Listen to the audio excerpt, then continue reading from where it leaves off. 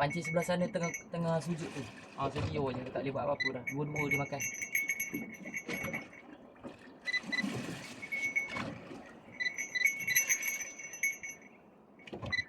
Tak tahu ikan apa ni.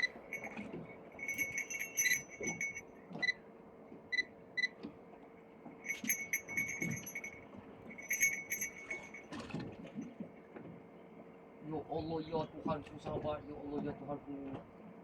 Subhanallah. Allahumma salli ala sayyidina Muhammad wa ala sayyidina Muhammad.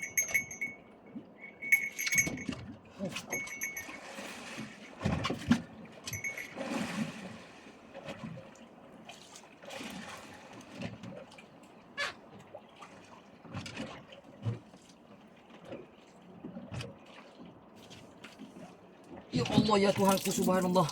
Segala puji je bagi Allah. Ya Allah, ya Tuhanku. Sebelah tu saya biar je. Allahu Akbar. Tak pakai tangguk pun nampak tu.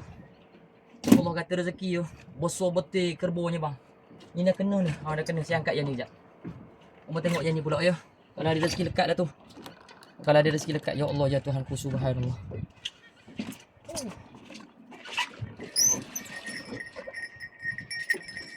Tak ada. Habis. Sebenarnya video ni panjang. Saya baru dapat pakai sarung tangan. Dalam keadaan saya tarik dia pakai sarung tangan. Baru saya dapat tarik naik atas dengan baru saya dapat pegang telefon. Bayangkan kalau seorang ya. Tu dah rezeki Allah nak bagi. Sampai situ video saya. Assalamualaikum.